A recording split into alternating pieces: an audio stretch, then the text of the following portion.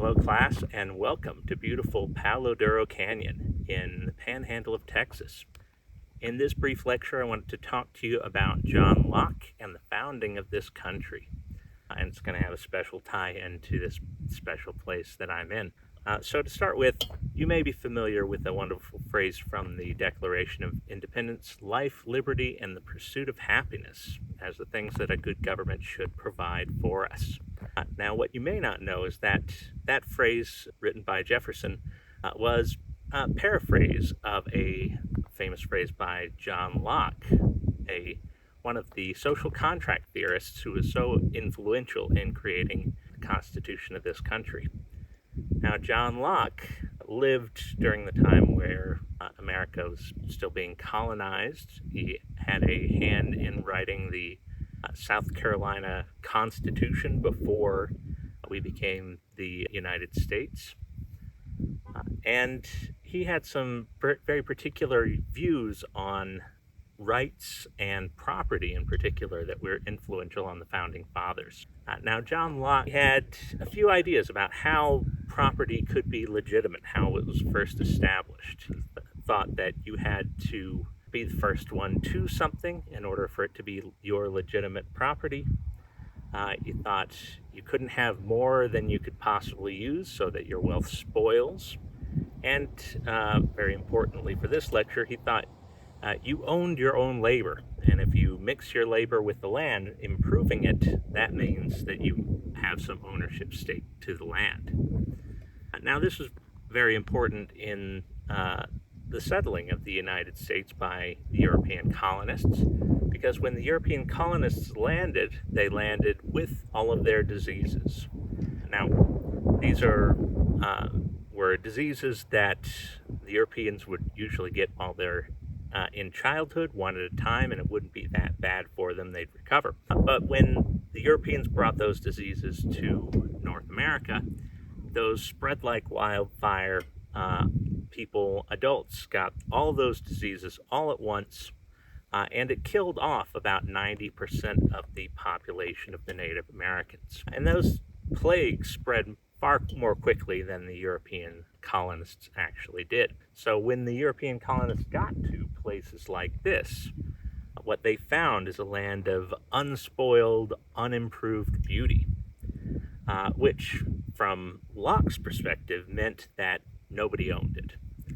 Even though there were Native Americans here, the remnants of the Native Americans, that 10%, had settled and hunted and to a certain extent farmed the lands of the United States.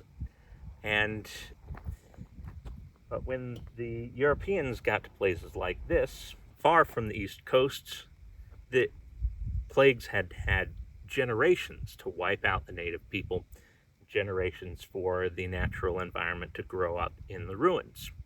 So they got to land, and using and misusing Locke's philosophy, they decided that nobody owned it, so they could take it for themselves. So we're going to be talking about that in today's lecture. I'm going to be explaining how some of those colonial abuses came about, and how they are rooted in this philosophy, which is very much about liberty, that John Locke built into his philosophy.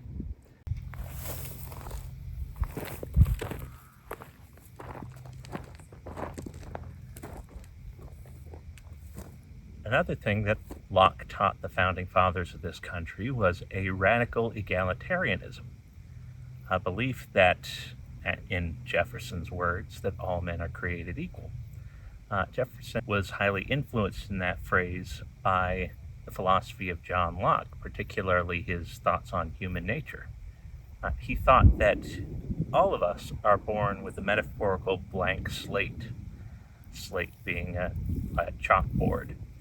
So the argument was that no matter what group of people you come from, no matter what your genetics, no matter what your skin color, we're all born the same and equal.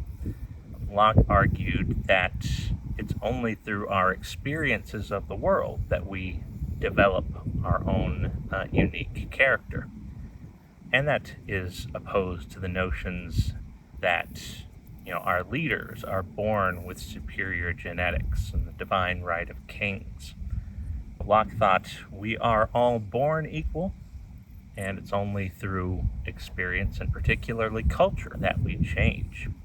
So that is some of the roots of the freedoms in the U.S. Constitution, but also bore the seeds of the limitations of that freedom.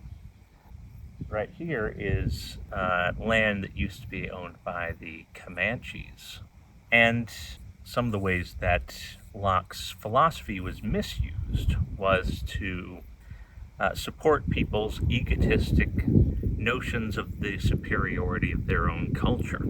So while Locke's philosophy led the founding fathers to think of Native Americans as born equal in nature, the people interpreting his philosophy would very frequently argue that the Native Americans were closer to the state of nature.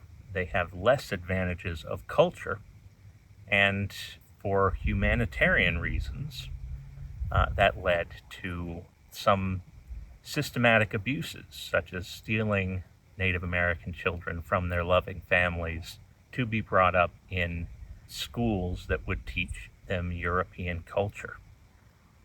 So we start out with a philosophy that's radically about equality, and soon it gets interpreted in a way that supports abuse and degradation. So European colonists, highly influenced by Locke's views of property rights, decided that land that wasn't being continuously occupied by the Native Americans was being wasted. It was wasteland. Nobody had property rights over land that was being wasted. So the European settlers came in and naturally settled in the most productive, the most beautiful parts of the land. And the Native Americans, who had, remember, recently suffered this huge population die-off, were using the land more seasonally as hunting grounds, but also they viewed this land that was owned by their forefathers as sacred in many cases. So when the European colonists came and took the best and most beautiful parts of the land, that naturally led to violent conflict. And once violent conflict starts, each side can tell themselves they're only acting defensively when they plan for the next attack. Over generations, that led to a system of pushing the Native Americans off of the best of their lands, pushing them more and more into reservations, which tended to be the least productive and hardest to live on areas of land, and used the U.S. military to keep them there. And that leads me to talking about the Battle of Palo Duro Canyon, where we're at right now. This was several generations after Locke's time. The European colonists had gotten all the way out here to the panhandle of Texas and were pushing native people out of their lands as they went into reservations. And many of the native people didn't want to be forced into reservation land. So a coalition of several different Native American tribes came and settled here in Palo Duro Canyon against the orders of the U.S. government. The U.S. military came and drove them out. So this was a coalition of at least 3 different separate Native groups who had left the reservations to try and make their stand in this place of natural fortification, natural access to water. They had 3 villages in this canyon, and the U.S. military came and invaded this land and drove them off of it. Even though, as you can see, this is not land that they were planning to settle and develop in any extensive way. There were some cattle ranches that drove herds through this canyon at one point, but this was never a major population area for the European colonists. But the U.S. military drove them out anyway. So hundreds of cavalry troops, heavily armed, came up against this largely civilian population and had a battle. And the battle was really a kind of a running sniper action by the native people trying to slow down the cavalry to give their civilian populations time to escape.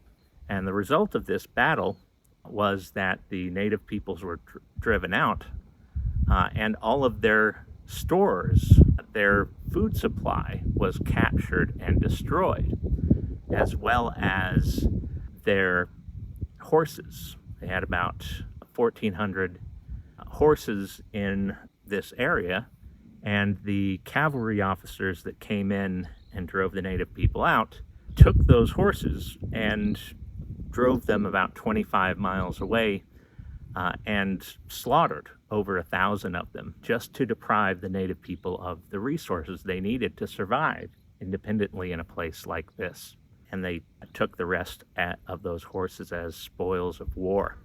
So, you can see, philosophy has a big shaping force on history, some for good, the ideals of Locke of liberty and equality, and some for evil, allowing them to use these justifications of cultural superiority to carry out systems of slavery and driving people off of their lands and taking them.